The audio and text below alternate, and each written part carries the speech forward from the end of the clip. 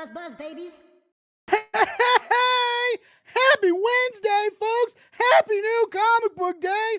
Happy Blake's Buzz evening! It's Blake's Buzz Eve. No, wait, Blake's Buzz Eve would be yesterday. We've done, yeah, that's right. You know what? This is bad. Like we redo. Hey, everybody! Welcome to Blake's Buzz. That first joke wasn't good. We're just gonna pretend it didn't happen. I got a couple real cool people to talk to tonight, and we're gonna talk about books. I'm actually hyped because like we're gonna talk about some production, like behind the scenes stuff tonight. We got an editor who's edited like everything in indie comics, and I'm so it's gonna be a fun conversation. Plus like hot dogs and weird shit, right? You know how we do it. But first, we gotta talk about some stuff like stuff I'm working on, like Crossover Division number 8 by Will Allred. The next chapter in the Kickstarter favorite literary infused multiversal saga is returning to Kickstarter. This time Hank and Hector find themselves face to face with Sherlock Holmes, but trust in the buzz, it's not going to be your normal romp along Baker Street. No. Get this, if you go to the pre-launch page right now, there's a link in the comments, by the way. All the books we talk about tonight, there's gonna be links in the comments. It's pretty cool. It's pretty cool how I set that up. I'm kind of a genius. But check this out. You click those links, okay? You click those links. You click those links, and then you go and you support indie comics, like the Kickstarter campaigns we talk about tonight. There's gonna be links. You can go click on them, support those. These books I'm talking about right now, you click on a link, you go support that. Will Allred's Crossover Division. I know issue number 8 is out right now. If you haven't checked it out, like 8, that's a lot of backtracking. We are giving you the first issue for free, right? So get on over to Kickstarter. You can go to the page, right? You just scroll to the bottom, you download it, you read it on your favorite device. DRM free. That's what we're doing. By the way, and it launches next week. Ruination, also same deal. Amazing fantasy saga on Kickstarter. There's 12 issues. It's a lot. Go to the campaign page. The pre-launch, you click the link, you can download the first issue, check it out for free. You check out these issues, see if you like them. If you do, sign up for the page. You come hang out with us when we go live. You check out awesome comic books. Speaking of awesome comic books, a new thing I'm working on, like was literally working on till the mic got hot tonight. And as soon as the show's over, I got to finish the Kickstarter page because we have to send it in for approval, is Matt Frank's State of the Monsters. It is a crazy, awesome kaiju campaign. Texas fell, the monsters moved in. State of the Monsters brings classic kaiju spectacle to a post-apocalyptic Texas where Lone Star State has become monster territory, and Texas Titan Tours is ready to show you around for a price. All right, he's planning on 3 big, it's going to be a perfect bound. It's over 40 pages, depending on stretch goals and stuff, maybe more, right? But it's going to be over 40 pages. It's going to be 3 parts, very cinematic. The art is gnarly. Matt is such a good artist. You guys should check that out. That I don't have a free issue for you, but we got a good looking pre-launch page. You go click on it, check out some art, sign up, huh? We'll be launching next Tuesday. So both Will and Frank are going, both of them are going live next week. So Tuesday, awesome indie comic book day. Anyways, if you need help launching your own campaign, if you're a creator with a comic passion project, you're not sure what to do with crowdfunding, Blake's Buzz and Laguna Studios are here for you. All right, hit us up. Let's make something together. It'll be fun. It'll be a good time. We know what we're doing. I do a lot of campaigns. I do a lot of Kickstarter campaigns, guys. Make a lot of graphics. I'm making a lot of graphics lately. Anyway, we got cool people to talk about today. All right, first up, all right, we got okay, hold on, are you ready? I'm ready. All right. Okay, first up, I've known this guy a while. It's his first time on the show. He's with Solis of Sequentials, and he's got an epic new Kickstarter campaign getting ready to come out. He's going to tell us all about Bendición. Let's bring out Mr. Chris Solis. What's up, baby? Dude, you were... Oh, yeah! One of the best intros. That's so long. You guys calm the fuck down back there. Oh my God, the clap track is too long. I mean, the live studio audience is too excited. Got to ring it in. You give me such flashbacks of Mr. Perfect, WWF's early, late 90s. Just God bless you, sir. Everything that you do. How's things going? How you feeling on the cusp of getting ready to launch a new campaign? I'm right there with you, and then I've made way too many graphics, and I got way too lost in just making memes for the campaign. I was just like, I went to classic memes and just started filling stuff in that felt like, yep, that works for this campaign. Nice. But just nonstop graphic work, nonstop doing my own things, independent publishing. Got to get it out there. Got to get people excited about it. Got to let them know exactly what it is before they try to open the book. But we're out here trying to tell people exactly what we're doing, and yeah, I'm really excited to be here. Talk to your audience, man. Thank you so much for having us. Oh, dude, we're all stoked. We're all stoked. We're always stoked and excited for indie comics, and I want to talk about that because I do think memes are a good marketing strategy. You know what I don't like? Okay, memes are akin to. Well, I know we got another guest to bring out, but one moment. Memes are akin to Dungeons and Dragons, right? Because like Dungeons and Dragons is a great idea, right? Till you want to get a game together, then you realize, oh, I don't have any friends. Okay, now memes are the same, right? Because memes are a great idea till you make the meme and you realize, oh, I don't have a sense of humor. These are both ways to just really cut deep. Because I do like. Graphics are my passion now, right? Whatever, like I'm getting into graphic design. Like I'm tinkering and I'm finding out. And like I get it. I make decent shit, and I every now and then I'll make a good, and I'll be like, this is. But watching the virality of something that's completely stupid and you shouldn't care about at all takes off like crazy. The minute you put thought into it, the minute you act like, oh, this would make me laugh if I came across. Nothing. Crickets. I get that, man, but it's just a matter of so many times the throwaway ideas are the best ones. I'm trying to learn to hone that, but that's. We're going to come back to that, and I'm sure our next guest has something to say about that too, right? Like maybe never throw something all the way away, but or don't neglect your forgotten children. I guess I don't know. We're about to bring out an editor. We're going to bring out an editor who's done. Oh, this guy.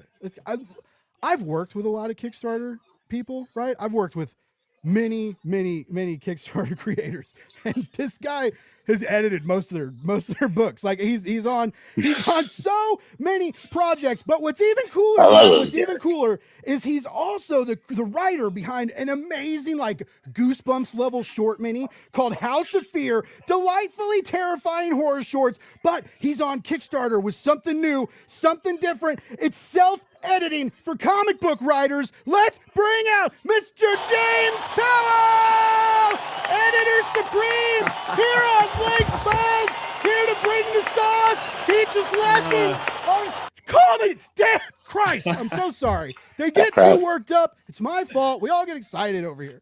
James, how you doing, bud? How's it going? Dude, I am great. I think what I need to have you do is I need to have that intro every day I get to my computer. I mean, right? It is exact. I mean, it's like hype fest. I love it. Wakes you up, and then it's all for you. You're like, oh yeah. Hell yeah, I love it. Yeah, thanks for having me on. I'm excited to talk some indie comics. Hell yes, yeah, always. And hot dogs. And hot dogs. I'm gonna test you to see if you've eaten this kind of hot dog yet. Oh shit! We've been doing hot dogs for a little while on the show. We haven't had a hot dog test yet. I'm excited. What is that service that moderately famous people use and people like pay them money to like call their friend and wish them a happy birthday or something? Like if I was famous, like I would kill Cameo. Yeah, but no one's gonna hire like Blake from Kansas City to yell at you on Cameo, even though you should. Because maybe you should. That was a pretty good intro. I liked it. I mean, offer it. I guess you never know. Right? That's what it's all about with indie comics. That's true. Before we get to indie comics, real quick, I do want to say hey to the chat. We got Kenneth popping in early, always saying hey to us and everybody at the EXP. Scary. Yeah, it's super. My intros are super scary. John Westhoff, Part-Time Comics. Love that guy. Mind blown. Oh, it's okay, Tommy. It's okay. Tommy's like, Tommy, by the way, another EXP streamer with aggressive positivity airing Tuesday nights at 10 p.m. Eastern on your local EXP network. Very, very fun show. Two retailers, Tommy and Paul. They're retailers, so they get their comic books early because they're cheaters. And but they talk about new books to get excited. Cole, look, showing up at the perfect time. Nice to see you, buddy. The hot dogs are still warm. It can be great. I'm like, ooh, that's a juicy boy. What's up, Cole? All right. That was fun. Good audience. It was a good time. So, James, I'm going to have you read Chris's new script, and you're going to edit it live. Here we go. Ah, What You know, is, it's funny that you say that because I've pitched that idea to some folks, Oh, really? and Hey. I think most indie writers, and I would probably be hesitant too, but like most are like, no way, no way do I want my my scripts live. Yeah, I don't care if it's the 3rd draft or the 20th draft. I don't want someone editing it where other people are actually watching. That is the whole point to me of an editor is to make it better. So that means you're jabbing holes at anything that doesn't make sense, and you're just telling me exactly what's wrong with it before it's just sunshines and rainbows. But oh man, I love comic editors. I love the fact that I can bounce it off. They're the first fans, and God bless you, sir, for being one. Because I know being a writer, I don't trust my own grammar enough to be like, yep, I can do that.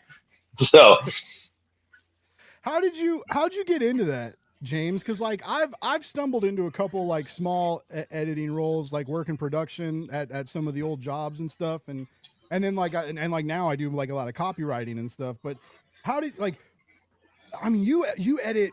How many do you know? Like, can you rattle off the top of your head like how many books you edited like last year? Or, I mean, it has to be a bunch.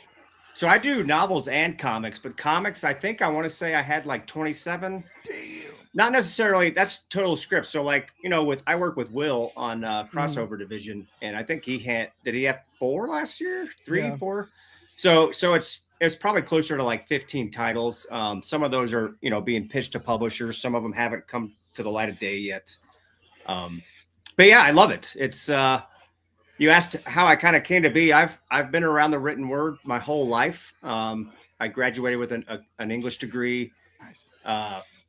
And I just started. I found we all have gone to like writers groups, right? Well, I found that like I was the guy that people kept coming back to because I was good at commenting. I don't know. And as I kind of just worked my real life, my day jobs, I did it on the side for fun. At one point, I actually had a website called Bookshelf Comics. It was I reviewed trade paperbacks and graphic novels, and sometimes interviewed creators. And some of the creators I interviewed found out that I was good at editing, or I might have even pitched the service for fun or whatever. And I did a couple of books for Robert Tennell and Todd Livingston. They did some image books. I don't know. That's probably 20 years ago now. And I kind of got hooked. That's how it works with comics, isn't it? I think you kind of just do it for fun, and next thing you know, it's 5 years later and you're doing it all the time. You can't leave. Like, even when I'll real talk right now. Like, even though, before I real talk, shout out to Lizard Collector on Twitch. She is really fun to watch play games. I've been streaming games. Well, I've been tinkering with streaming games and perfecting the technology before I really start hammering it out. But I've been like kind of getting into the game. I built a gaming PC and like been hanging out with the gaming community, and like we're pushing this on Twitch now. And every now and then I get live like late at night and play video games. I'm not good, right? So I'm relying on my personality and good looks. We're not getting kill streaks over here. We're just kind of entertaining. But anyway, it's been a good time. And so something I'm working on is like I want to kind of cross over, like bring gaming into as I feel like there's a lot of gamers that like comics. There's good like cross pollination at like Comic Cons and stuff. Anyway, it's good times on Twitch. Great communities.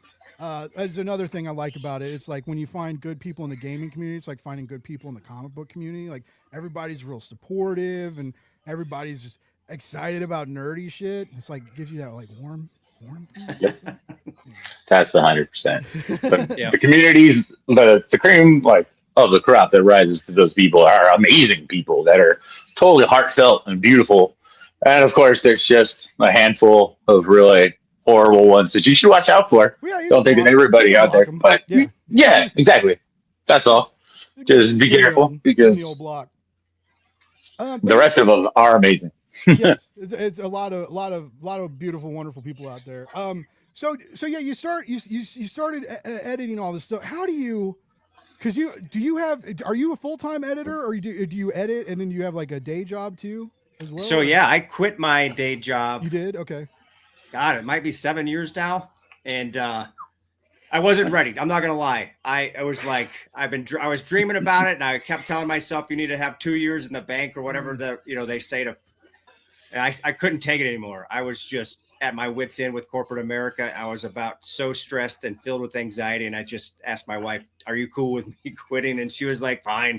And I did. I was out. But yeah, I totally wasn't ready. Like I had a couple of projects I worked on at the time, but like you can only write so many scripts. Like Will, he's not going to come to me every 2 days and say, here's money to edit my book. He has to work it and get the art and stuff. So it probably took me 2 years to slowly start to build. And now I start to feel pretty good about where I'm at. Cool. But it's constant, I don't know. I'm not sure if I had to do it again. I'm not sure I would have actually, just because it's a different kind of stress, right? Yeah. So like I recently left a job. Like I was working at Prana Direct Market Solutions and on comics and magazine and stuff. And I left and I started kind of doing my own thing on Kickstarter, sort of my own thing. I'm collaborating with Lori at Laguna Studios on a lot of stuff. And it works out well because like I build and run the campaigns and they fulfill them. So we have like a full circuit like of packages we can offer people. I was real busy for a while, and then some stuff got like delayed because like art gets delayed and stuff, and then like people like me that we're like, okay, I'll hang out and let me know when we're gonna start pushing. And that happens like more often than not. And whatever cosmic force out there corrals these artists and gives them inspiration to finally get their shit done. I love you all. I love all you artists out. I'm moderately talking shit, but like it's like they all were like, yeah, let's finish all these pages at the same time, and then like all these delayed campaigns that like everything happens all at once. But long story short, it got like real busy, and now it's like real slow. And like anybody who works and follows Kickstarter, like we're approaching the fall. Fall's a good season for Kickstarter, but after that, it's not. Winter and holiday season are not good for comics anyway. I haven't seen the other markets on Kickstarter, but comics do. It's harder to launch campaigns at those times. You got to kind of fight a little harder. So like we're about to approach another slow season, and I'm like, do I go get a job? And that deal you mentioned earlier about like how comics suck you in, right? It's like, 40 with my, I could like corporatize my resume, and I have a lot of like project lead experience, team lead experience, and like I could make it sound real good. And I have a college degree. Supposedly people care about that again.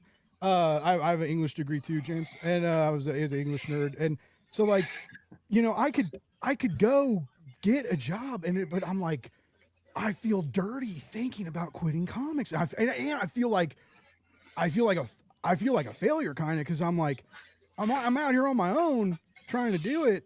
And it's like, I know like everybody, like you said, they're supposed to have like an egg that's supposed to last a couple years. I didn't either, James. I had debt. I had debt and a dream. Debt and a dream. That gets onto my heroes. So like, can we clip that for later? I'm talking to nobody, by the way. You're gonna clip that. It's good. I do.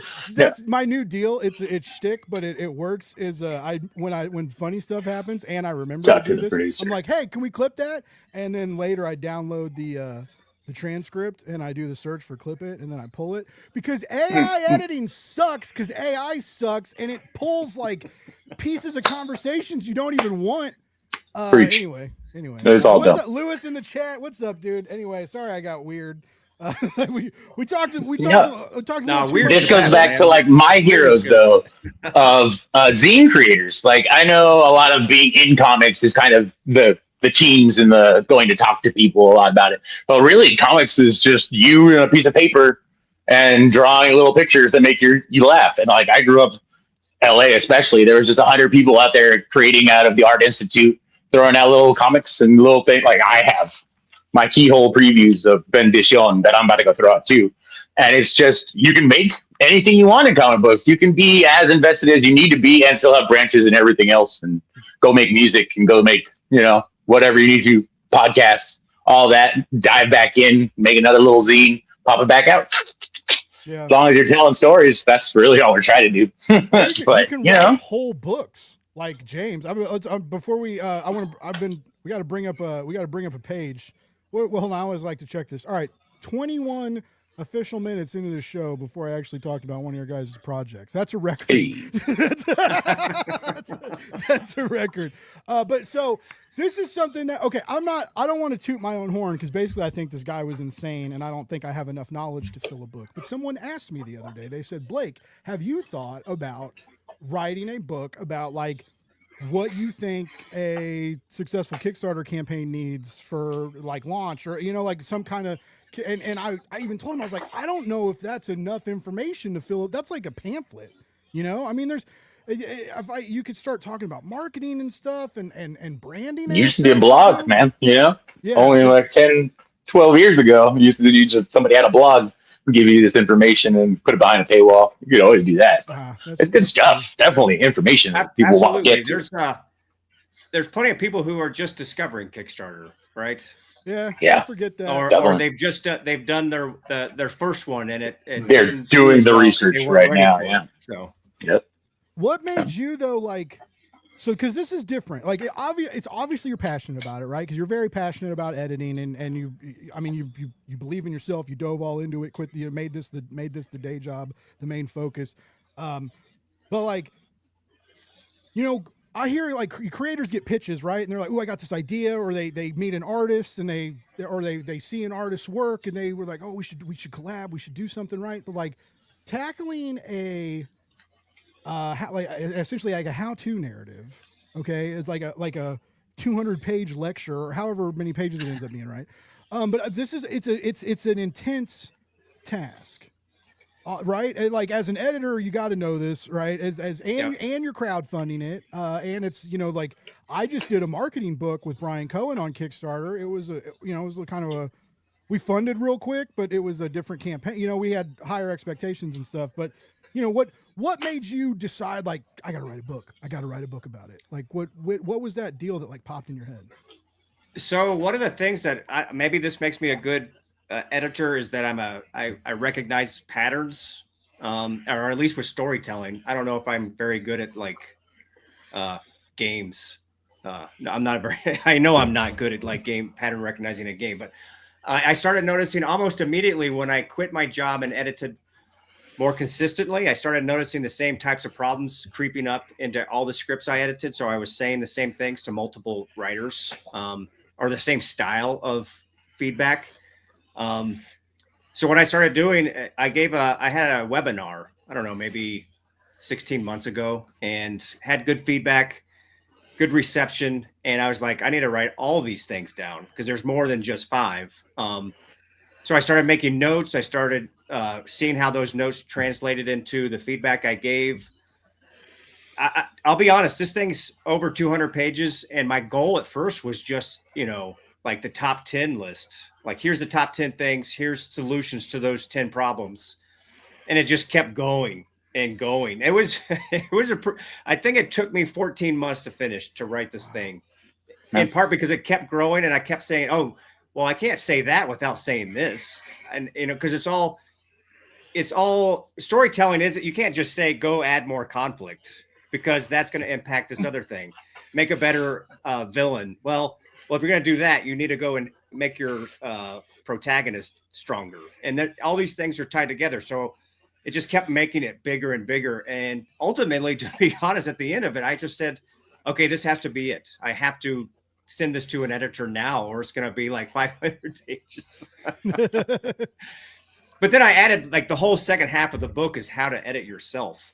I noticed that a lot of, I grew up around English, right? As far as like classes and English class like you did. But a lot of the creators I work with were never taught how to edit themselves. They were taught maybe how to write or what a script looks like, but they weren't told how to find some of their own weaknesses or find problems within their own script. So the second half of the book is actually how to read your script like an editor, how to kind of like separate the writer brain from the critical side.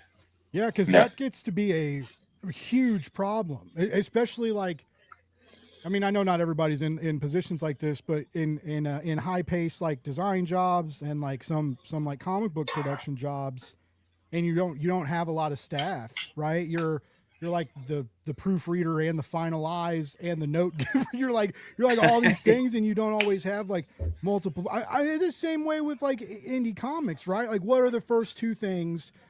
Someone doing a comic book, they realize they don't have enough money. What are the first two things they're going to back out of? First one's going to be the editor. Second one, they're going to try and letter it themselves. Both of these are huge mistakes. Please don't do that.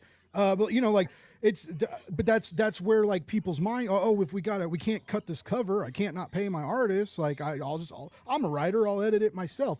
But you're right. There's essentially like two brains there, and you got to kind of shut one off. And not only that, but like, your writer brain doesn't see the mistakes. It's hanging on your nuts the whole time. It's like, this is great, this is beautiful. You're your own chat GTP. You're like, yeah, Blake, great job. I'm totally with this. I'm gonna spit out some dog shit. You know, but it's like, you'll miss typos. Your eyes don't see it because your eyes know what you meant to write. So like one of the things I do, which helps combat this, but it's some people don't have time for it, is to like I read almost everything aloud when I write it. Like I do a draft and then I read it aloud, and I'll hear it. I'll hear weird shit that needs, or like a sentence that's too long or too jumbled, or old college brain tried to be like too fancy with too many clauses and commas, or and it's like that didn't work, bud. But like, this is a whole book of this is wild. How do you give all of this in a book and not give too much, right? Because like what there still has to be like the book is amazing and you'll learn everything, but also hiring James Powell will be better and you'll get more out of it. And I know it's like direct contact with you and you're in direct contact with their narrative. Yeah. But you know what I'm saying? Like, how do you know when like the sauce is too good? You know, you're like, ooh, I'm not going to put that in there. I'm going to take that out, like. Well, I think ultimately it's impossible for you to see everything yourself. You need another pair of eyes, whether that's a professional editor or a peer, you do some sort of trading of editing. But yeah, it's just impossible to see your, and it's funny, you kind of hinted at it a moment ago, but I'm assuming you're both like this, and maybe hopefully it's not just me, but one day you're like, oh hell, this is Eisner Award-winning comic, right? I am the bomb. I am gonna give me all the awards and all the money now. The very next day, that same scene, you're like, oh, I'm a hack. I need to go take up knitting. I'm awful. Yeah. Right? And that's part of it. And I think an editor or a peer who's been around the block a few times can shine the light on those things that you're not seeing. Yeah. When that happens to me all the time, James, is when it happens a lot with graphics. I'll make a graphic and I'll send it to like Lori in Facebook chat and then instantly unsend it. It's like seeing it on a different screen or at a different size. And I'm like, that's crooked. What? Why? And then, and then it's like, it's just like right before I send something for approval, I'm like, there's 8 things wrong with that. I'd never see it before clicking send. I don't know what it is. And I've caught myself and I've tried to like remind myself, like, all right, before you send it, look 3 times, and I do. I don't know, it's crazy. Well, it's funny you say that because I just wrote an article for the Fiction Coach for tomorrow, and it's about proofreading. And I don't care how many times I read the PDF, it's perfect. I print this book, a comic, whatever it is. Oh, there's 3 typos. Those weren't PDF. I swear they weren't. And then you go back to, okay, there they are. But you don't see them. And that's for this campaign specifically. That's got to be like the biggest nightmare ever, right? Because like an editor writing a book about editing, like there cannot be a type. Like if you got to have like, what? How many editors do you have? Like, look, do you have like several editors, or is it? I had a few. Yeah, I had a few. I'm still terrified. I'm still. I've proofread this book. I have it right here, and I just had to order another one because after I proofread that the physical thing twice, and then I noticed that this is a small thing that no one's going to notice but me, but it pissed me off. I had the title of the book on the right-hand page, and the title of the chapter on the left, it should be swapped. And I was just like, what, did I never see that? How did I not see that? But that's why you print your copies, everybody. Print your book out at least one time. The one comic that I have that I know of that has a typo is the one that I proofread online, and I didn't get a print copy. So no. We got a Tommy from the chat wants to know if you could edit the book down to a 22-page comic. I would have to cut out a little bit, but yeah. I wonder if that would, I mean, because it's so funny. Like, people hate reading. We work in books, we work in publishing. Everything I ever like. Tommy's a retailer, and Tommy even told me this when I went to Comics Pro. Like, when you do like retailer emails and stuff, it's like, well, don't make a retailer read too much, you know, because they want to save their reading for comics. And so I think the same thing is true with some fans, right?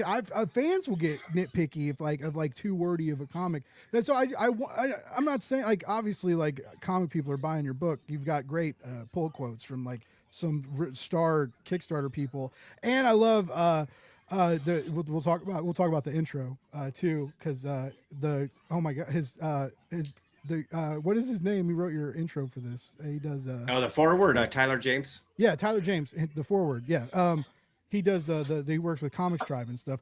I hate how, like, I miss when it was a regular podcast, and when my brain quit, I could be like, I could cut that out, or like look someone's name up and we could edit that. And when you're live, you just kind of have to deal with it. So, like, sorry, folks. We're not perfect. We're not perfect. We're not all editors writing books on editing at Blake's Buzz. I guarantee that. We're on a lower echelon of thought process here. But you know what? You mentioned that we're not perfect. I wish more people could say that out loud. With the way the society is right now, and the way social media is, and the way we're marketed to 24/7, I feel like I have to be perfect sometimes until someone reminds me. It's like, no one cares about what I'm doing today. No one cares.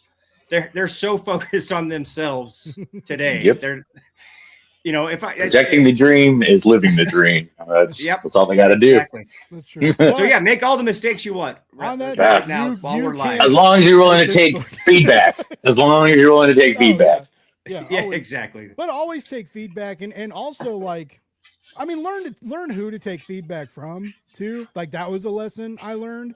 But like, one of the best compliments I got was and I was talking to a guy who was like in a doctorate program. Okay, so like, when he read some of my writing back, we both worked at this bar together, and we would party together, and he found out, and he read some of my stuff, and he liked it, and he gave me feedback, and he was a super smart dude, and I was like, oh yeah, thanks, man. And he was like, you know, I know you're a good writer. And I was like, how? And he was like, you didn't bat an eye at like the comments, and that I didn't absolutely praise your stuff, and you listened, and you were like, oh yeah, like, I could do that. That sounds right. And he was like, that's how you win this game, dude. You don't like, and so like, that kind of made me feel good. But again, right, that's nothing's perfect. If you think you're like, we all should be kind to ourselves, and we should think that what we do is worthwhile, but like, you should never think that you're like beyond or above critique. Again, though, learn who to take critique from. That's a big lesson. But yeah, that's a lesson I'm still learning. You know, for me, like, I came from music and stuff, so for me, collaboration is key. To have a nice, well-rounded piece of art means that a lot of people put into it. A lot of people kind of balance out your overabundance of idea, I guess you can kind of say, but like, just kind of balance out to where like things that you wouldn't notice kind of can connect with somebody else. It's good to have somebody else input on it, and that's where I love working with editors. I love having an artist come up with panel breaks. I love these kind of things. They're like, just sort of shape a comic book is more collaboration than anything, than just my vision, or, you know, just the one writer. It's always weird to have somebody say that. Yeah. You're the kind of guy that people want to work with because you want to collaborate. You might have the idea, you might have the script, but it sounds like I'm going to work with this. Always places to grow. Yeah. Yeah. And it's like, I like your talent. I want to help. I want you to bring something to the table, right? I want to. Having an eye for that is definitely something that takes a lot to go through. Yeah. The first comic script I wrote, Travis Gibb gave me 2 pages, and one of his anthologies, and I wrote the shit out of these 2 pages, and I was very detailed and I was very explicit in my like panel descriptions and stuff, and it was also it was very hard, like 2 page like store like because you have 2 pages. I kept thinking of like, all right, like we'll start here and this is where the intro will happen. It's like, no, you have 2 pages. There's no time for an intro. You have the moment. You dive right into the moment and you make the moment happen. And but it was I wrote, I was very descriptive, and I was like, I want this to kind of look like this. And at the end of it, I said note to the artist, if you can make anything look cooler, please do so. I have no idea what I'm doing. Oh man! The guy who drew it, like him and Travis both really liked the script, and it came out really cool. But I mean, yeah, because I would never, like if an artist saw the story and was like, hey, because they see things differently. They think differently. Absolutely. They think in storytellers and motion, and like. So yeah, if they can be like, hey, I think we can express this differently. Like you should always. No, I put that in like a cover letter, almost opener. That's just like, hey, we're working together. This is kind of what I feel my themes are. So we're working forward. Anything lays out like that right there. But in all cases, you are the one kind of directing this. You're the film director. You're going to be the photographer. So you're going to shoot all these panels. You're going to arrange your cast how you want. You're going to cast who you want. It's all up to them. At the end of it, you're just kind of the writer, and hopefully we all cross together and get the same idea on paper. If not, most times they come up with something better just because it's visually entertaining, and they're the ones working in a visual medium, trying to write for it as best I can. Does not always work that way. Does not fly. Me trying to describe stuff goes in still back and forth. It's just like, what? It's like, well, when the panel has the movement of the one character, but it's like broken up into like shadow. And you got to explain things. And the more that they have a shorthand with you, the more you've been working with them, the better off always you are. And just having that kind of relationship up front of like, hey, I'm still open to all your ideas. They're always way more to be like, here, in my layouts, I'm going to do this, rather than just springing on you in the last one of like, oh, I thought this was better. That also kind of ego trip is the bad move. But sometimes, who knows? There used to be those kind of artists that do that. There's ways. Lori, what? Shout out to Lori Foster of Laguna Studios, because like we were talking the other day, and I told her, I was like, I'm always scared of like. I try and be real polite, but even other bosses have told as I'm good on a mic, I'm good on a phone call, I'm good on client meetings and stuff, but for some reason in emails I'm kind of curt, and I can kind of come off as a prick sometimes. And it's usually because I'm just trying to get these fucking emails out, right? And I'm just like, direct. This is what needs to happen. Let's make it happen. I've been told that a lot of work just because I've been direct with people. It's like, I'm not trying to be a dick. I'm not trying to come down on your day of just like, oh, I hate that you come talk to me. It's like, no, this is exactly what you need to do. Go do it. Right. And they're like, oh, yeah. And you're probably trying to be brief to save people time, right? Exactly. Everybody time. Read a long ass email, right? But Lori gave me a really good tip, and she was like, "Look, if something's not working, and you're kind of worried about it, and you're like, I don't want to hurt anybody's feelings or make anybody mad, especially someone like me, right? Who's like, I get hired for these other campaigns, right? So it's like I care and I'm into it, obviously, but it's not my baby, right? I'm like in the delivery room, but it ain't mine. And so but she told me, she was like, compliment him, give him a nice big compliment about something, and then be like, hey, even though like I'm loving this and this is great and the art is so cool, but I don't think this is going to work. And like, we should think about something else. And then also what I learned from another boss was like, don't just present things that aren't working. Like have an idea of a solution at least. Don't just be like, hey, this is effed. And then I learned exactly that in a feedback writing group. It's just like, start with something that you liked, go into what's not working, and don't go into what's not working just because it doesn't work. Go into something that's not working and you kind of see an answer for. You can say, hey, why don't you try, or why don't you think about it a different way like this? Or at least you're trying to suggest a way to improve it rather than just like shit on it. Get out of my face. Get out of here. People don't need that. I'm sure editing, exactly that feeling. It's just like, I'm not trying to rain on your parade here. I'm not trying to tell you everything you're coming at me with shit, but this page right here, not up to snuff. It's all collaboration, like you said earlier. It's like we're all on the same team. So yeah. It's We I all Like, think, want to succeed. I We paid all an want editor these out of pocket Kickstarters to win. because I learned Shelley Bond. Shelley Bond worked with Oh, yeah. Vertigo in the later days. absolutely. She came out with a book that was comic editing, and that's where I first learned it. I took her class, Comic Book Editing 101, and it was amazing. So the friend that I made there is now my editor and Nice. letterer.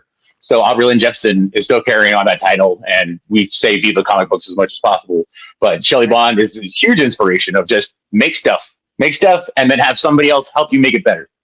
And no matter who you try to talk to, as long as you're enjoying it, as long as you're still making fun stuff, you're making comic books. You're a comic book creator, and you're having fun. Do it. I So, think the fun part is overlooked too much anymore. Dude, a think lot in part of because people want the market. A lot of people want to make a movie, and it's like, nah. Let's make comic books. Let's make them fun. Let's do. I read Chip and Dale. I read Mickey Mouse and Donald Duck Yep. comic books that were just bizarrely bonkers and funny. And the Disney reports used to be just like the digest size little Oh, Disney absolutely. cartoons. That thing was amazing. I used to love those comic books that were in there. Stuff like that. I tried to start my first comic, A Flag to Fly, Blaine Lloyd. It was kind of YA aimed, and it was just trying to grow up with kids that would be interested in animation, comic books, and all the rest of it. It's like, let's start young, let's go together, because that's how I grew up, like trying to follow my creators and stuff that were my age those times. Yeah. At least to follow them, how they grow, but also to grow or feel like the media was growing with me. Yeah. So it's a big thing to feel like that. It's hard to do, but you have stuff like Avatar, Last Airbender, that felt like it started somewhere and then grew into something else. Bone by Jeff Smith got me really hooked, where it starts on these little white blob, almost Disney characters, but then goes deep fantasy, dark fantasy. And that is an amazing book. I love that book. And stuff like that. It's just like, it made me feel like I needed to read above my head to get it. And I love taking kids to that. I'm like, oh yeah, no, this starts fun and entertaining, but hey, let's go. I'll show you some other stuff. It's like, None of I those- agree. You got to get none them of when those- they're young. Yeah, none of those, like, nobody could plan to have what's going to happen 30 years. Like Smith didn't No. plan, no. He might He have just had kept- an idea of how many issues he wanted to do, but he didn't think it was going to be as big as it. So I earlier you showed Chris that that green pamphlet. You look like you just My either little used zine. it or someone Yeah. printed that off at Kinko's or on their home printers. Like, I have a home printer. I literally threw it together with graphics. CSP is my nice little bloodline. But yeah, still, it's the art actually done by I sign off on this wholeheartedly now. So AI has taken over so many different avenues of trying to find artists, and just the weird bots that pop up and try to pitch you of like, oh, I'm an artist. But you see the same layout for 5 different people that hit you up in the same comment section in the same way. And it's just overloading, and it's all in just, they're scanning the comments or the first text graphic, and they're just shooting off of that. They found, looking for an artist, shoot a text to them to go to that. Now I pull out a full text in a picture. So in a JPEG, it has all the text in it of, hey, I'm looking for this artist that's interested in this kind of things and these kind of projects that have come before. And I did that for 2 projects now, and it's resulted in some of the greatest artists I've ever worked with, like just wholeheartedly, because there's no comments to like scan. There's no way for the digital footprint to get over to what I'm looking for, that it's only human eyes that see them. And when they come and talk to me of like, oh, here's my portfolio and here's what I'm doing, it's really easy to go through like 3 or 4 of them and be like, that is better than I could ever have imagined what I thought my comic book would look like. And that pulls out people. That's just beautiful. But in that, like, I put that in the zine of knowing that like the collaboration is key in comic books. I love having the idea to say like, oh, my artist is David Romero. He lives out in Chicago or in the Chicago area. And then my letterer is Aubry Jepson, living out in Utah. And it's just scattered, but all still together and still making something little by little, more and more. These are just nice little teases, the zines. And it's just because I grew up with that kind of mentality of, hey, put something out there, make people interested in it, and then they'll keep growing with you. And the more you have people wanting stuff, of course, the more you can make, the more you can do things, and still more and more. I'm just trying to fill a table at a Comic-Con. I'm trying to put stuff out there that I believe in and think are entertaining. But really, it would be nice to have it supported by a fool just me going out every weekend to a Comic-Con and be like, this is awesome. Well, I wish more aspiring writers were doing that. I mean, I'm sure, don't get me wrong, I'm sure they're out there. But I meet a lot of writers specifically who are like, I have this idea for a 70 issue book, and I'm like, well, have you done anything before? Well, I've never even written a script. It's like, okay, slow down. Go right in. I mean, Blake just said he had a hard time writing 2 pages. 2 pages is hella hard, man. Dude, go do that. Work with an artist, see what it's like. Go print a zine. Like, everybody's looking at like comparing themselves who have never done anything. Oh, look at this Kickstarter. It made 20 grand. That's what I want. It's like, okay, your role. Let's see if you even like making comics, because it's really hard. So, dude, I've worked a lot of campaigns. So like this year I worked some 6-figure campaigns, right? Or not some, sorry. I worked a 6-figure campaign. I can say some for, I've broke 50 on Kickstarter. Not me, like clients I've worked with and for have broke 50 on, which is rad, right? But you know, like I've worked so many campaigns where we like struggled to hit 1,500. I've worked campaigns recently where we were like, where 7 seemed like it wasn't going to happen, you know? And it's just like, you never really know what's going to be big and what's going to be not. And that's why I like how Chris is talking about the zine, because like and Tommy mentioned it too, there's something pure about this, right? Because where everything's digital now, and it is, and now it's too digital. Now we're fighting with AI, right? And what's real and what's not. And a zine that you printed at home is about as real as it can get. Now, at one of my old jobs, when I was going to get to go to STCC, we were going to guerrilla market the shit out of it, and we were all going to have zines and hand out zines that showed like samples of the stuff we were doing at the studio. Zines are powerful, all right? And a zine that looks good, or it doesn't even have to look that great. A zine that like compels you and entertains you means a lot. Like if you can move someone in any kind of direction, disturb them, make them laugh, make their heart do something. They were the underground newspaper. Like Rolling Stone started off technically as a zine. You know, if you really look at it, it was just kind of a bunch of nerds came together to talk about rock and roll. Had a little bit to do with news. Throw that in there too, and bam, you got a nice publication. And from that, their photographers took off. From that, their writers grew. You know, it has to start somewhere. Is that how Solis Sequentials started? Was that like did you intro that with zine culture, or because you do a web comic too, right? No, actually, I was just kidding. Sorry, no, but no, it did come from that mentality of just I have ideas, and as much as I want them to be sharpened and better, I definitely didn't like the idea of having somebody else or having to rely on somebody else to put it into market. So I would rather print 50 of them, which like you guys talk about 1,500 and stuff. I was happy to get 300 on my first book, but that got me 100 issues that I'm able to go sell and talk about people. And that's the whole thing, is like going to talk to the community. People understand where your kind of passion lies, your connection to that book. That spends a lot more than just me in the video talking about how this is going to be the greatest thing ever. And it's going to blow your mind. Like, I don't know. There's so many things that do that. There's so many things out there that already blew my mind that like, I know my stuff's good. I can't tell you that it's the top. It's the bee's knees and will blow your mind every time you read it. But I think you'll enjoy it. I think that you'll find something new in it. Tell us how Bendición is going to blow our goddamn minds, Chris, because it is. It's going to blow our goddamn minds, baby. Hit us with the pitch. Let us know it. This is like a cryptid, kind of mythological creep fest. I'm very definitely. It is a monster of the week kind of start, but it dives into a lot of the Mexican and American. Indigenous American folklore. So I'm trying to work in, you know, like Jabberwockies, and also like Chupacabras is our first issue, and it drives into that because I'm a mixed baby. I'm half Mexican. My dad came over the border, but you know, it's another way that I also can learn the language.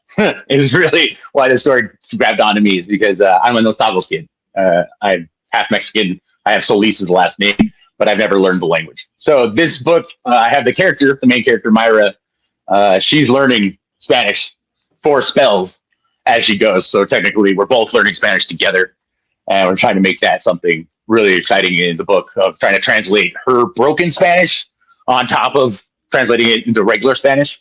So it's going to be a whole build of that. But essentially it is Buffy the Vampire Slayer with a Latina lead, and family, and taking on each monster as they come and seeing what's kind of driving those, what could possibly be bringing them into her world all at the same time. And it goes pretty deep. And it actually started as just a small little story called Sobe Kiriyata.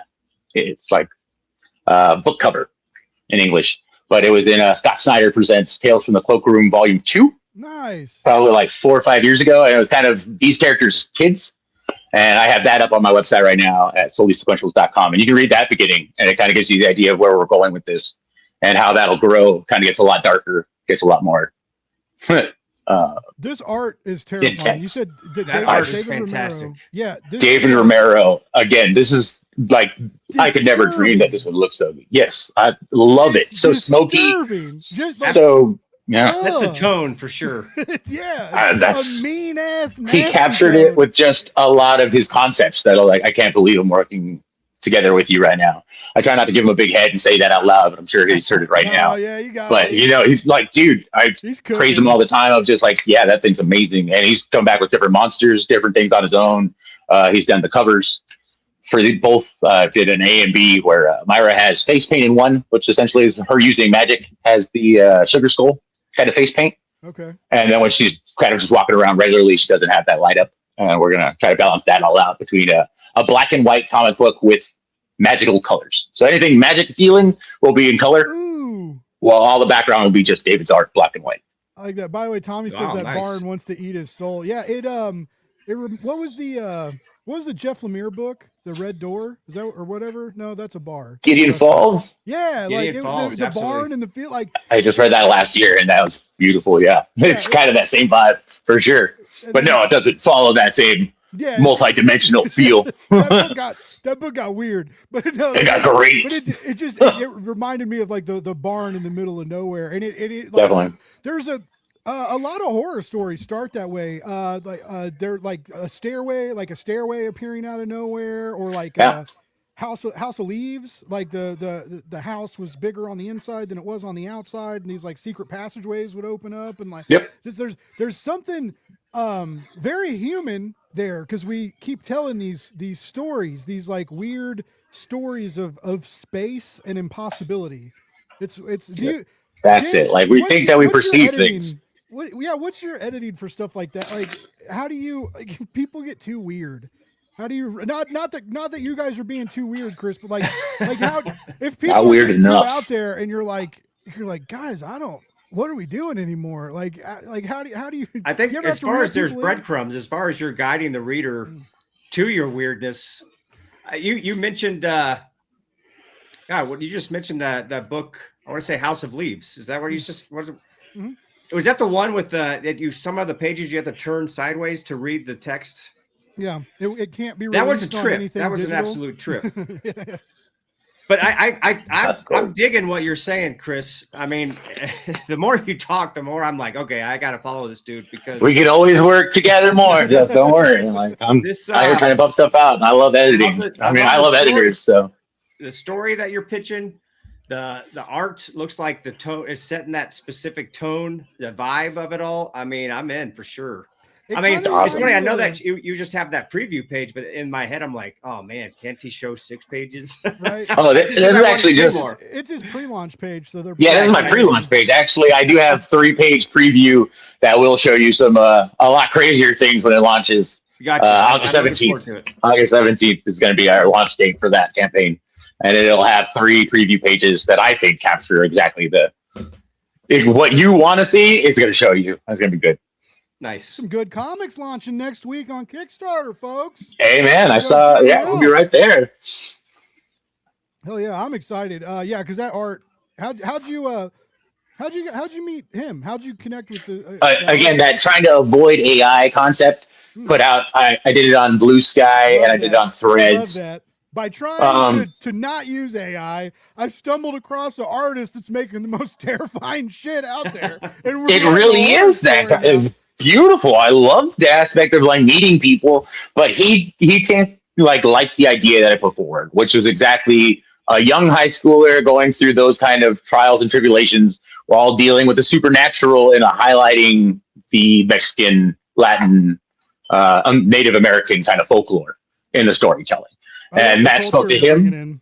Like, I love it too. I think it's needed. It gives me an excuse to explore it, and it is deep and dark, and there's a lot of great things and a lot of Mexican folklore. But putting that up, David Romero got to me on Blue Sky. I think it's the only social platform you can find him on.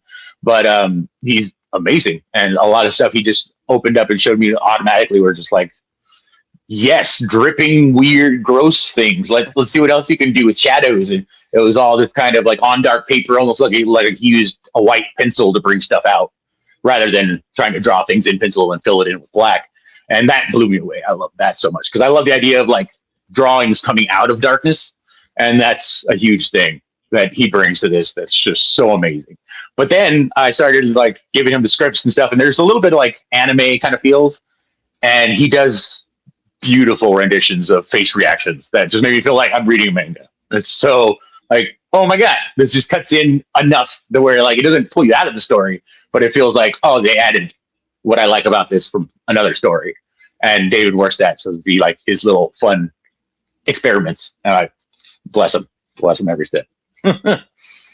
I do wish, that's one thing I have a lot of wishes and wants and stuff, but with indie comics, I want to see more expressions, I think. And it sounds like your artist hit them hard. So it's really good. Yeah. I definitely know the back and forth happens a lot in indie comics where you get a stagnant kind of talking heads. I try to avoid that as much as possible and try to give, suggestions for my panels. But David does his own, and he's laid out entire pages completely different than I did, but worked all the bubbles into where I need them. And I've not looked back. He's been a great collaborator. Happy to have him. It sounds like you guys are a great team. That's awesome. I love those stories too, right? It's like you hear some of those stories where there's the writer's an asshole or the artist. Yeah. They just don't mesh right. So when I hear something like this is the way comics are supposed to come. As far as I'm concerned, it's supposed to come. I love that because it's either that or it's they grew up in high school together and they knew each other all along and they've loved each other, but actually they're just kind of like trying to hide their own secrets with each other. Still, like Eastman comes out to mind of like, yeah, of course you guys didn't like each other at the end, but you guys loved each other in the beginning. And that's the important part. Right? They are. And God bless them. Again? Yeah. Yeah. They're supposed to, real quick, like, guys, I forgot. We have to. I'm supposed to play this mid-roll, but I didn't. We have to take a 1 minute timeout to play an ad that I forgot to play. Good job. There's the benefits of being on the broadcasting. We get the extra viewers, but we have to announce some stuff. So real quick, we're gonna take a quick break, and then we're gonna come back to talk about more horror comics because James Powell, not only is he an editor, he's also a creator. And I love horror. James loves horror. Chris loves horror. So I feel like we got to talk about what makes good spooks, and we'll do that in just a moment.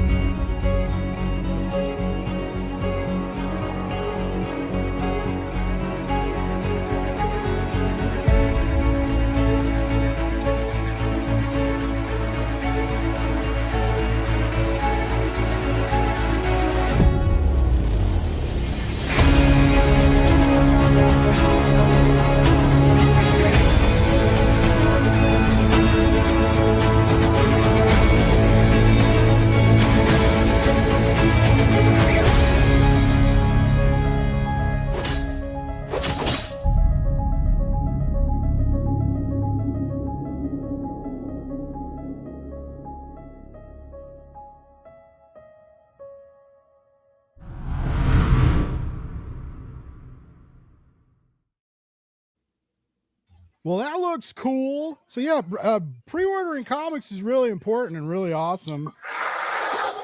Akin to signing up for pre-launch pages on Kickstarter, which you can sign up for Chris Solis's page right now. But then, in a sense, that's kind of like pre-ordering a pre-order. But it is, I mean, it's sort of like pre-ordering a Kickstarter campaign. You could think of it like that. It helps us know what we need. Yeah. And it helps. It really helps on launch. If you can, you get a lot of people together. The emails go out when you sign up for it. And then it's really a good deal. John liked the trailer. Good to see my buddy Andy B in the chat saying maybe interpersonal drama makes better comics. Yeah, I would read a Fleetwood Mac comic. What is that? There's that company that only does music books. That they get. I got the Bowie one. I forget what the name. They get the creator, the music people to work with comic book people. Like Bad Omens did one. A lot of other people. Weird Al. They did a Weird Al one not long ago. Oh. Also, my buddy Andy B has a really cool YouTube channel. You should check him out. He's talks about getting older and gaming. And he really hit me with something because I always feel bad that I don't ever beat games because I'm like, I have the mindset of a bird. I get really into something for about and I'll spend a lot of time with it, right? Like I'll spend too much time with it, like maybe 30 hours in a weekend. Don't judge me. But I'll stay up all night and it's like, whoa. And then I'm like, I don't want to do this anymore. It's just you run out. Like someone told me this is going to happen to me with hot dogs soon. It's like one day I'm going to eat a hot dog and be like, I don't like these anymore. But I feel guilty about that sometimes because also games are expensive, right? And so it's I'm like, man, am I a bad gamer because I don't ever beat games? And Andy's like, no, dude, you're older. We got shit to do. We can't always beat the games anymore. Can't always get, it's not the 90s, all right? We can't get a 12-pack of Surge and just hammer through it, I'm telling people it's because we grew up in a time where video games weren't actually beatable. You played Tetris until you failed. You played Mario until you failed. These are games that were really tested you and pushed you all the way. Playing Ninja Turtles 1 on NES could drive any person mad. But we still tried time and time again. And now it's kind of like I have 600 hours or so on Breath of the Wild. So, I still have not collected every Kokoro, but I've restarted that game and enjoyed the fuck out of it just because it's great. James, as you mentioned, you're not a gamer. What's something you do to blow off steam? That's because it's we love comics. You got to love comics to be in it, right? But if I get my ass kicked all day by comics, I don't walk away from the desk and be like, let's read some comics. It's what do you do that's outside of? Because shit, you edit novels too, so you can't even read regular books. Yeah, it's gotten to the point where. So I like to read, which I read for a living and then I go take a break and read. It doesn't always work. Sometimes I'm like, what the hell am I doing reading still? But my son's 16. He's an avid mountain biker. He likes to downhill mountain bike. And this year I decided that he was going to teach me. So I was just up there yesterday and today and it kicks my ass. I don't know if you guys know anything about downhill mountain biking, but it is. As a 50-year-old dude, forget about it. It is exhausting and it's fine, but it's the most fun I've ever had. That's awesome. I thought it sounded uphill mountain biking sounds terrible. But downhill biking sounds like something I could do. It'd be a fine day if you're just on a road, but dodging trees, man, I know. Dodging trees terrified. and curves. Yeah, and, no. And the videos I've seen on TikTok, and they're going super fast, and it looks really scary and almost makes you sick, watching the GoPro footage. That's it, but not what I do. Anyway, I ride the brake and hope I don't die. Well, that's cool. Just as exciting. So you're getting out and touching grass. The rumors are true. Dirt, it does work. I used to play video games, but it's funny because my son, he showed me how real good players play video games, and I was just like, I can't do this anymore. Because it took me weeks and weeks to finish Dead Space way back in the day. Yeah. And I played that game with him again just so he could see what it was like with the older graphics. This was before they remade it. Mm-hmm. And he was laughing at me because I was so bad at it. And I'm like, it's level 1 and I'm dying. Yeah, that's funny. There's I don't know how old they are. There's a younger person at work and they do a lot of social media stuff. And the other day they were like, why does it take you so long to make graphics? And I was like, whoa, bro, like, what the? And he's like, and then they were like, why are you using Photoshop? Why aren't you using like Illustrator? And I was like, because I barely know how to use any of it. I sort of am figuring out. I'm like, I'm sorry, shit's not. But I was just like, I felt like I really felt like an old man. I was like, this little whippersnapper is trying to give me a talking to. Like, That's exactly what happened.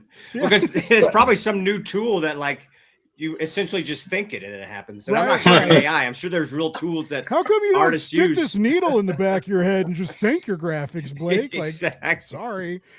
Yeah, this is why all the old dudes have all those upper management kind of positions, is because you don't actually have to know anything. You can just kind of tell people who do what to do, and it's working out great. And that's where I do like all of my independent stuff. It's like, yeah, I'm the writer, I got to know exactly what I'm doing, but then I pay an editor to make sure my grammar is good.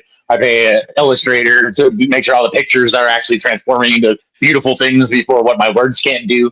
All types of stuff. It's like, yeah, I'm just kind of outsourcing, but at the same time, it looks great because I'm actually trusting these people. If you can't trust those people, now you got problems. Oh yeah, yeah. Having a team you can rely on is a big deal. James, I mean, obviously you're not gonna like throw anybody under the bus, but like, are there? Because like I've taken jobs where I'm like, get me out of here. You know, like I'm like, this isn't like it's crazy over. You know, like these people. It's just like some people like don't handle things well, right? But you already took their money. Like, It's funny. I think I know where you're going. Everybody has a good idea. Yeah. Everybody has good plot points. You know, at least a few of them mixed in. It's just not coming together, honestly. And that's my job, is to help them figure out how to bring their story to life. And one of the things I love about it, though, is that I can help people see that. I don't necessarily point out, earlier you did the, it's not called the critique sandwich, but you say something nice. No, Yeah. Plug in what you really want to talk about and then say something nice again. You can kind of sugarcoat that, but like Chris was saying earlier, as long as, and I think Blake, you said this too, actually, as long as you're working with someone who's open and they see you as a collaborator, they see you as, to some degree, I work for the story, not the writer. My job is to help make that story come to life and get the most out of it. But the writer's working for the story too, in a way, and so is the artist. So it's almost like our relationship. You really hope it's not just ego, but yeah, exactly. And that's my goal, is to help the writer get the best story that they can. I think so. Nice. It's important. Have you ever come across a story that couldn't be saved? And if so, probably. So I'm a big fan. I say that anyone can write a good story, make a good comic. Everybody's just in different phases of creativity or in talent or in skill level, I think. I'm working with someone right now she's 13. I'm editing her novel.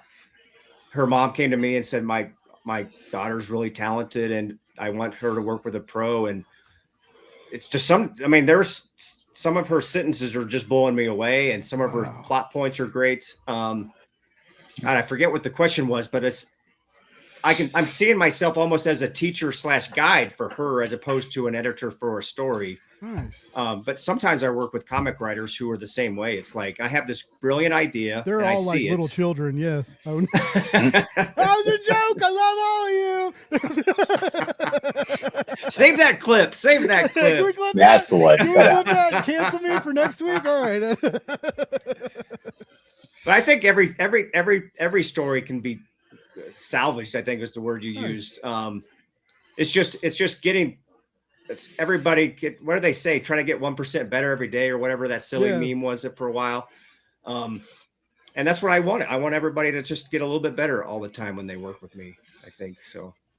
Oh yeah. Silly meme. I saw that with Vegeta on it, and that is the most inspiring thing I've ever known. So, I know, like that's yes. That was a really good. I want to hire 1% better every day, James, but I would hire you for something. Now, Well, okay, so if you can hype me up every morning, with your little intro. Right. Maybe we can work out a bargain. All right, you know, cut a deal. Fair. I'll do Barter systems work, buddy. Yeah, I mentioned obviously like Chris has showed us a glimpse of the terrifying project that he's launching next week. But like James, you've done House of Fear and you did like some really cool horror shorts. You've done it. You had it published from the Big Two, and you also did some stuff on Kickstarter. What is like? I feel like horror. I guess this is more horror cinema. But I mean, just general like. We're kind of overrun with horror now, right? And it's sometimes good, and it's sometimes like you have to like try too hard, or you have to be real different, and then sometimes you're too different, and people are like, "What the hell is the back rooms?" You know, and it's or like, you know, and it's or even Obsession. Like a lot of people like Obsession, but if you really sit down and think about it, like was Obsession really a horror movie, or was it something else? You know. And anyway, what is something you all are seeing in modern horror that you wish you could like grab it by the shoulders and shake it out of them? Because you both know how to tell good horror stories. Huh. Are you going to take this one? Yeah, I'll at least start it. But it really comes down to like, I don't know, I was like watching all the 70s horror movies. It's about weeding through stuff that you just, you know, gore and bloodiness and stupid ideas. A lot of it's pornographic. A lot of it's just kind of for shock value.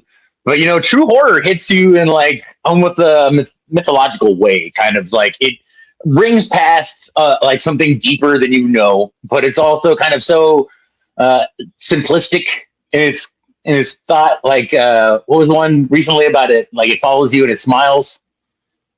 I think it's just it smiles. Just Smile. Yeah, I think it is a smile. And that thing, that like creepy as hell. Like you know those people that are just smiling at you, trying to think of something to say to you, but it's like that's just a creepy smile. And then if that follows you around. If people smile too big, it's scary now. You know, like if there's something about the intent in it, you can see. Happy, like that's scary. You know, there's a line, and like you can see like genuinely happy people and genuinely excited things. That's fine, but just straight ready to kidnap you and drag you into a corner somewhere smile. Like you see it. You see that kind of the Portlandia. They did the top and the bottom were for the mayor, and it was like the top is the it was How I Met Your Mother, where they had the captain, and it was basically like you look at the top and it's a serial killer, but if you look at the bottom, he's smiling and you're so happy to see him. And back and forth, it's the same guy, same dude, but you get that same kind of aspect in one picture, and it's creepy as hell. And a lot of that's kind of the same thing of like just the inclination and how you set up kind of characters to respond to the terror is a lot of it. And how you kind of get people to connect to those characters is a lot, because everybody wants to think that they'll respond to things differently or they'll be the brave one to do stuff. But if you show them a character that they actually connect with, respond in a negative way, they're like, oh shit. Yeah. Maybe I would. Oh shit. No, now I'm going in too deep. This is bad. And stuff like that. Like that's kind of the progression that you want. You want that a little bit of panic of like they think they know the characters because they see themselves in it. But when it goes completely sideways in an understandable way, shocks the hell out of them. And I love that. Crazy. I think you absolutely nailed it. I think the trappings of horror, the blood, the gore in the 70s, it was the extra nudity, everywhere, otherworldliness, whatever. Dressing on the case. That's all. Yeah, that's all the dressing. It's really the character, and I think we're all more similar than we're different. So I can, even though like I've never had a wish and forced a girl to like me, like an obsession. Right? I can at least relate enough to know what it's like to be lonely / want a girlfriend or whatever. Yeah. So that's a small step to be into that guy's mindset, right? And then then everything starts to happen, and it's just grounded characters and stuff that's it's really great that that's grounded in both sides though, because if you've ever had like an overzealous relationship where just the other person feels like they love you more, like that whole aspect came out of just like, oh my god, I know that I've been that person, but I've also felt that from other people, and it's like that kind of couldn't be that scary. Oh shit, it's gotten terrifying. And I don't know, I think it's a horror film just for the brick on the driver wheel. I don't want to give anything away there, but oh my god, like that was just like that's a horror film. I was not ready. That's gold. You saw her inching towards it every time. I'm like, oh no, I can only imagine. And it kept going. There's bloopers to that scene. Just kept going. They kept they kept when she runs up, like they tripped up and all start laughing in the car. And I mean, like, of a blooper you would never expect, right? If that's like, if you've seen the movie and like didn't see that, and they're all just laughing. It's just like, wow. And you forget, like, real good movies, real good stories. Let's say that. Real good stories, they bring you in, and of course they're stories, and you know they're fiction. But for just a moment, you know what I'm reading right now? I'm reading The Fall of Reach, a Halo novel, because I'm really into. Nice. Like for some reason, I'm really into my ADHD is really into Halo right now, and it makes me comfy. And in a week I'll find something else shiny to get fixated on. But right now it's Halo. But I haven't read anything. I've been in a reading slump, and this novel is like kind of getting me out of it. But like, I know it's fake, but there's some amazing like battle scenes where they're like not like on planet battle, but like with the big warships and stuff, and they're like going in and out of orbit and shooting like nukes like across the solar system. And it's like sometimes you feel like you're on those decks, right? And you're like looking in through those viewfinders, and like when your day sucks, when a day's heavy, or like last night I was up till 1:00 in the morning, like building a Kickstarter page, right? Not ideal. I don't like to work till 1:00 in the morning. I'm not in grad school anymore. I shouldn't have to stay up and do stuff like that late. But it's just, there's always late night shit with Kickstarter. Anyway, it's just, you forget sometimes that like you can be moved like that, and yeah, like I love like good characters and good moments with those characters, and whether it's funny, whether it's romantic, whether it's heavy emotionally, or whether it's terrifying, if you're into those characters, you're going to be into those scenes, you're going to worry about them, you're going to get roped into the tension. And once you get roped into the tension, you're turning pages. And once you're turning pages, your narrative is somewhat a success till they get to the end, right? Stuff has to happen by the time they get to the end. But if they're turning pages, that's kind of what all we can ask for.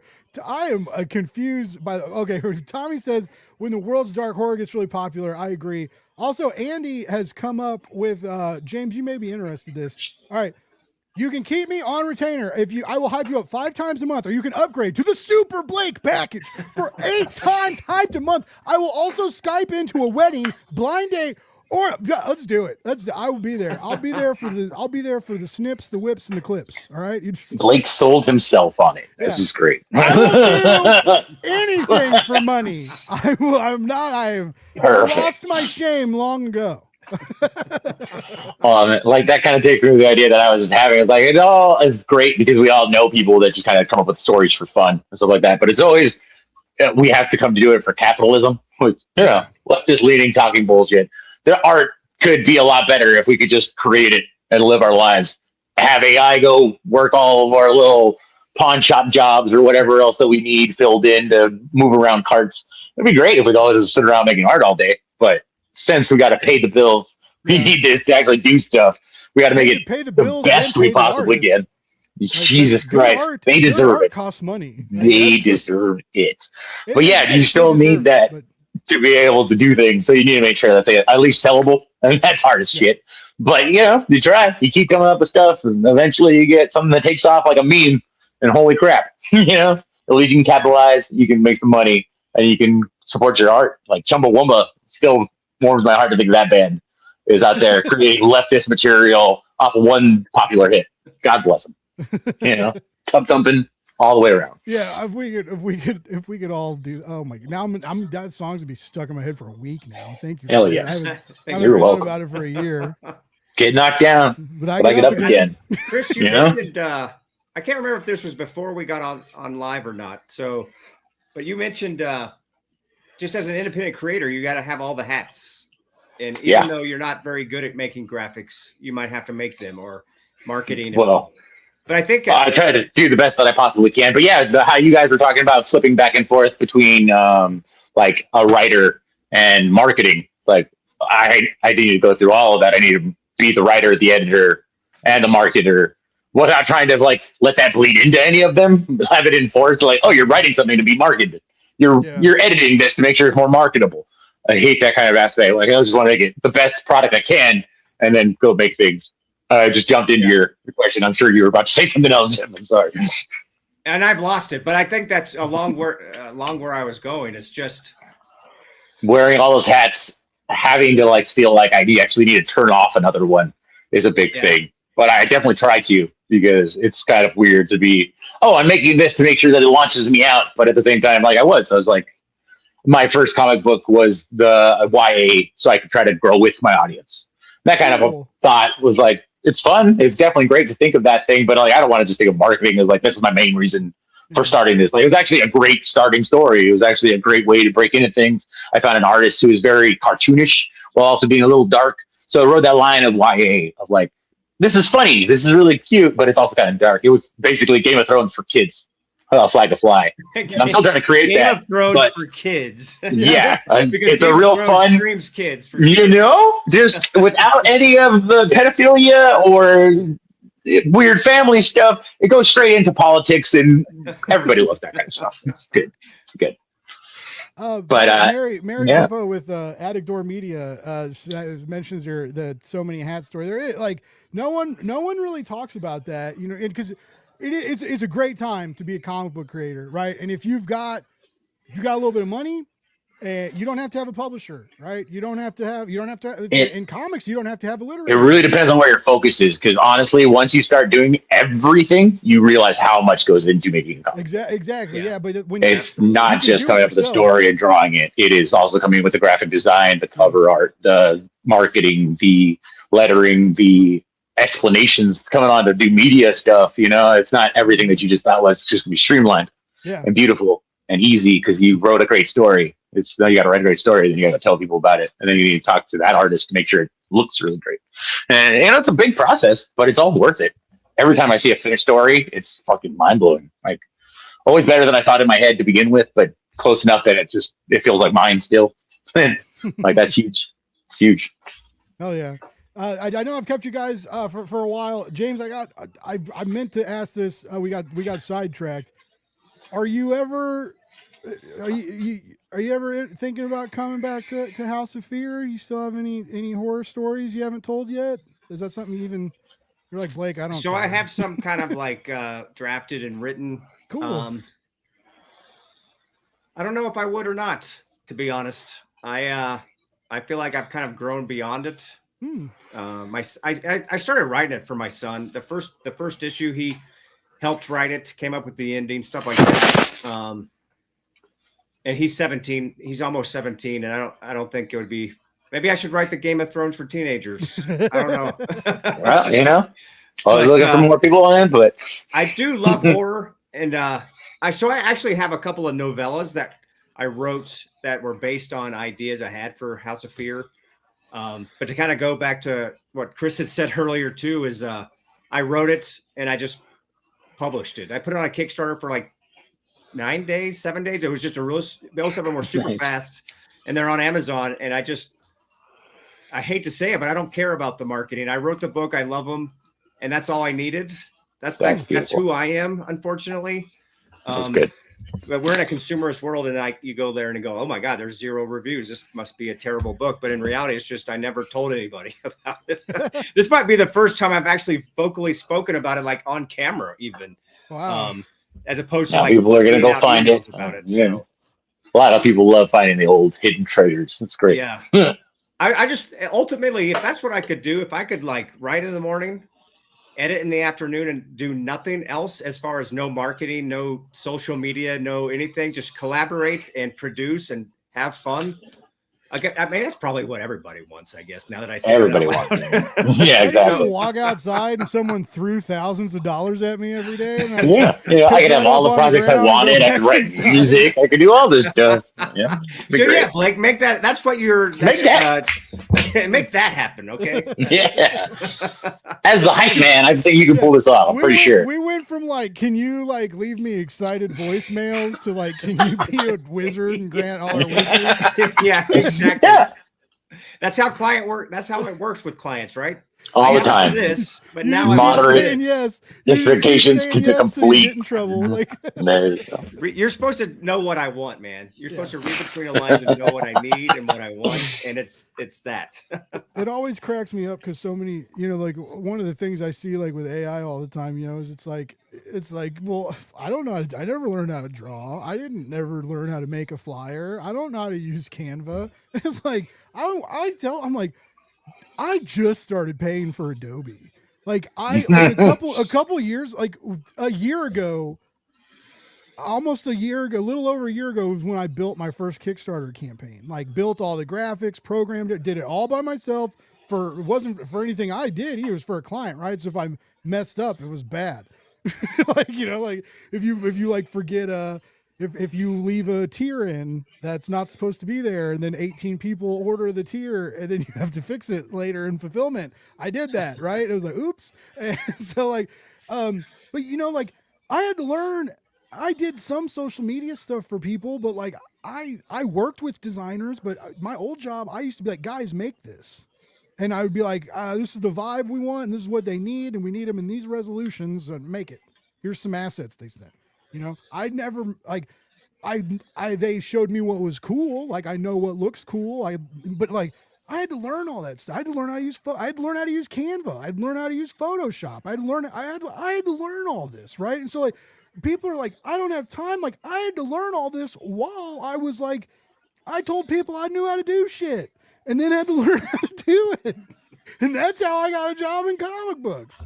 Like so, Fake it till you make it. But yeah, that's everything. Like it's just trying to do it and trying to learn it is it's just as good as being somebody who's done it for a long time. But also, like I just expect things to pop off when it's hiring from a client. It's like, no, I had to do all of that on top of writing the book, on top of finding the artist, on top of all these things. Yeah. But yeah, the more you do it yourself, the more you appreciate people that fill in those roles. And the more God bless everyone in the comic industry that's marketed and published and done things beyond the 10 people that bought my comic that weren't my direct family. So, hey, I love it all. I imagine this book will do a little better, but I'm really excited to see what happens with this one. Yeah, I feel like if you can get some good shares and people start passing this art around, it's got like it's still up on my laptop screen over here.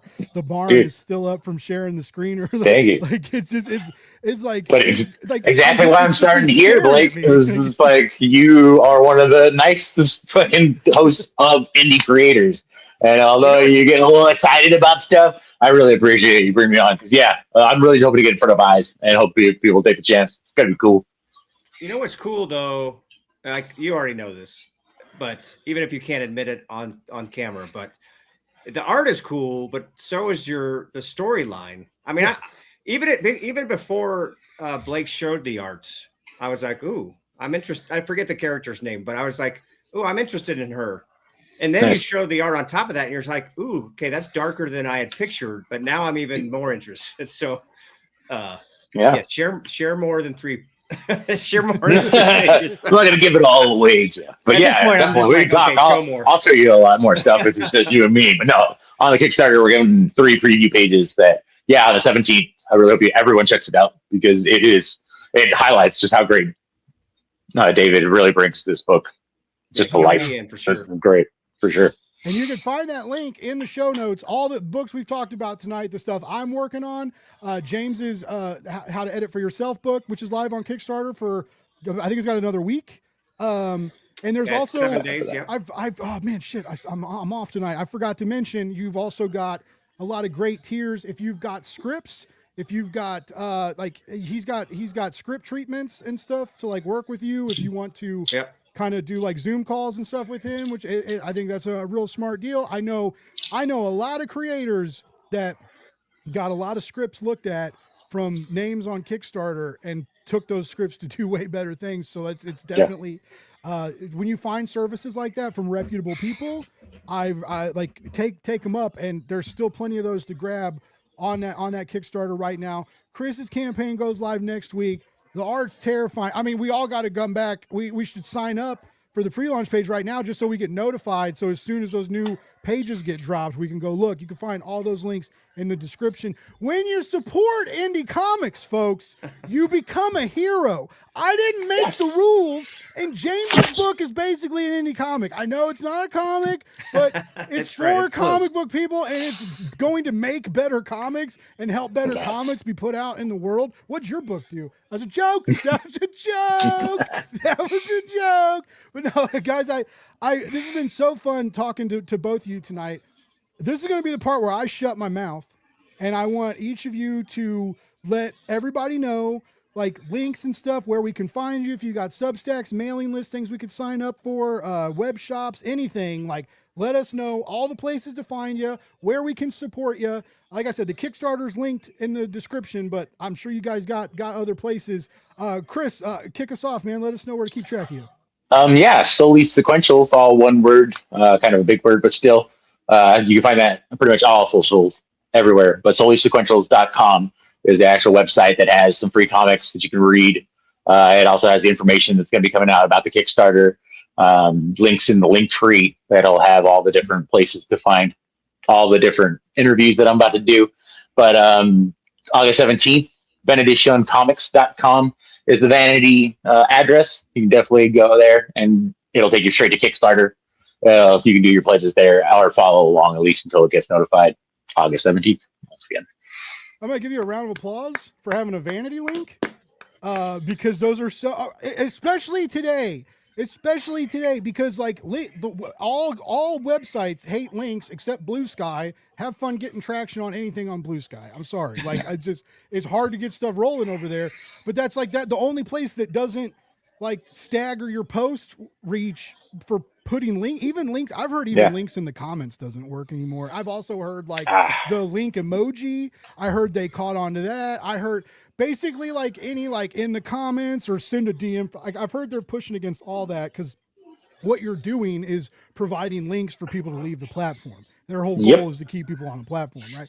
Anyways, one of the best ways to combat this is just that. When you're doing shows, when you're out in public, when you're doing anything, you say the Blake's, like, there's a blakesbuzz.com. It goes to a Substack that is currently called Stone Dog Times, which makes no sense. I was going to rebrand and I didn't. We had to change shit. That's cool, but it's just like, it really, really helps. It's not as much money as you think it is. It's something very, very worth considering, especially if you're going to be like on crowdfunding. Richard Fairgay does so many campaigns all year, right? And he does everyone. Kick Richard. Go to Kick Richard. You always know you go to kickrichard.com and it'll take you to his current project. Vanity links are big deals. They are not super expensive, and they will help you combat the algorithm. They will give you something to shout out on a live stream or on a show or whatever, and you'll remember it. You know, it's just a word.com. As long as it's easy. Yeah. As long as it's easy. Yeah, you can make it hard. Usually it's not. But no, kudos. Like, I love that. Like, vanity links, memes, zines, these things that we think like we're mailing lists, right? Like these are big deals that like you can combat against the wave of technology that isn't super beneficial to a lot of us right now. Okay, it's just really something to think about. All right, back to me. I know I'm supposed to shut up. Sorry, James. Tell us where to keep track yet.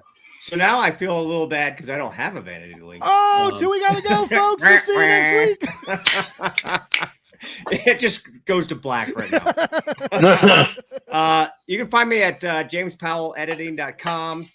I have a Substack called The Fiction Coach. Basically, it's just tips and tricks on making better stories. And I also talk about I'm a big mindset guy, so I try to help people clear mindsets to overcome some negativity and doubt that we all deal with. I know I've dealt with it, and I get through it with some tricks. But over on Kickstarter, I have a book, self-editing for comic book writers. It's got about 7 days left, and I think it's going to help a lot of people make better comics. I really do. Hell yeah. We need better editors. We need more people making comics. Make better comics. Yeah. And better comics. Like, we don't need to be making worse comics. More people making better comics. But no, it's both of you are doing really important things, helping people make comics, putting culture into comics when so many many people still want to look you straight in the goddamn eyes and say like, I want to go back to the old days when like there weren't any politics in comics and it was just Captain America punching Hitler and X-Men fighting against racism. Like, eat me all day. You're all stupid. Like, we need culture and politics and agency in comics. That makes we want to see ourselves, like we've talked about, these guys talked about it earlier. We want to see ourselves in characters. It makes the stories better. You don't see yourself in weak characters with no spine and no opinions and no politics. They are who we are. They are our identity, and they're going to be in stories. If you don't like that, go tell ChatGTP to write you something shitty. Like, I don't care. Like, just leave me alone. Well said. Anyway, well said. Anyway, I think what you guys are doing is great, and I really thank you, Mary.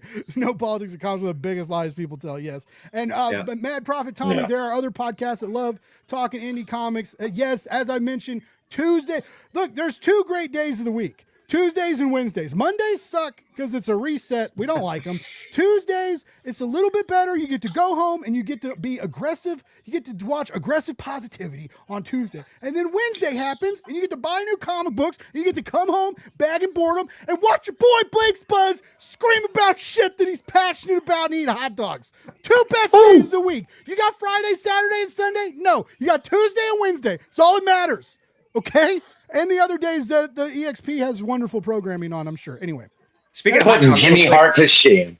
Hey, I know you're trying to wrap up, but one hot dog thing. Have you had a Sonoran hot dog? I have not. I forgot what is this? What is this? Chris, you might have had one. It's Sonora it's a state in Mexico.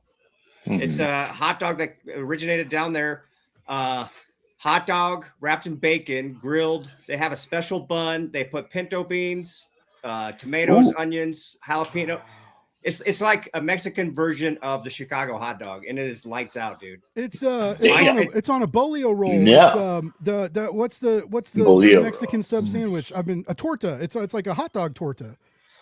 Oh, that sounds amazing. All right. Like we do have LA hot dogs, which are bacon wrapped hot dogs. They have foot longs and all the rest of that, but never with pinto beans and all the rest of that. I've never had. And it sounds amazing. I think some places even put like mayo on there and stuff. Yeah, mayo. There's the whole thing. It's really big in Arizona. So. I'm trying this for one of my new favorite hot dogs, because I found out that the Mexican hot dogs are real big. They do like the corn and mayo and stuff, like lots of street corn stuff on the hot dog. Yep. And a lot of people are like, "Ooh, mayo on a hot dog." No. All right. So it's pretty good. It's on now. Here we go. So anyways, one of my new favorite hot dogs is just like it's a squirt of mayo, or a jizz of mayo if you watch that as short on everything. So a quick jizz of mayo, and then crushed up hot Cheetos, crunched up on it. I am telling you, it slaps. It is good. Coming from the street life of elotes, that is basically chili little powder corn rolled into that with mayo, butter, and Parmesan cheese. Yeah. It'll change your world. I fucking love it. I don't imagine. Whoa, say that again? Yep. So an elote. That worked for all me. We got grilled corn, rolled in butter, then spread with mayo, rolled into Parmesan cheese, then sprinkled with, usually it's like the spread cheese, kind of weird liquid cheese on top of that, and then chili pepper. Yeah. Wow. Growing up with that was the greatest thing. I'm flying out this week. Come on, let's go, buddy. We'll stock up on those for sure. They do it off the cob, right? So they have an outside street corn deal, and you get like a little bowl. So it's like frozen sweet corn. They use margarine, and so that's a big deal. Margarine instead of butter, and like there's a lot of it, and it's like a bunch of margarine, bunch of mayo. They throw hot corn on top of it, and then more margarine, more mayo, more corn, and then either Parmesan or cotija cheese, and then like this like a spicy chili crisp. Drizzle that on top. Oh, my dad is like the most pickiest guy ever. He hates everything. He doesn't even like hot dogs anymore. I don't understand it. I don't understand how I'm his son. I'm having a split with, I'm having a stigma with my father over hot dogs, but not a stigma, a schism. Anyway, very strongly. but he tried it and he like it blew him. He loves corn. Like corn and potatoes. My dad loves them. My dad tried, and you could tell like he was like, this ain't like the corn I eat, like my dad's, he's so picky. And oh man, he tried it and his face lit up. He was like he looked at the world different after eating street corn, man. Yep. So, for sure. No, it's not white. It's not. It's literally from the Mexican market. It can be either one, but yeah, there's white corn. There is, and it's good too. But there's it's also a little sweeter. Another thing I found out, there's also Mexican mayo. So like traditional mayonnaise has lemon juice in it. They put the lemon juice and blend it up. Mexican mayonnaise has lime juice in it, and it like still tastes like mayo and has like a different twang. And so I'm a Duke's mayo guy. I'm big on Duke's.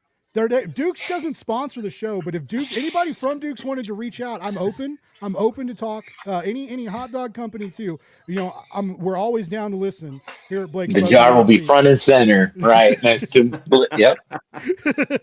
But supposedly Duke's has a lime mayo, and I can't find it. So yeah, I've really been looking. So I think that may take my hot Cheeto mayo corn dog up like another level. And I also bacon wrap those. So I bacon wrap the dog, mayo, hot Cheeto crumble.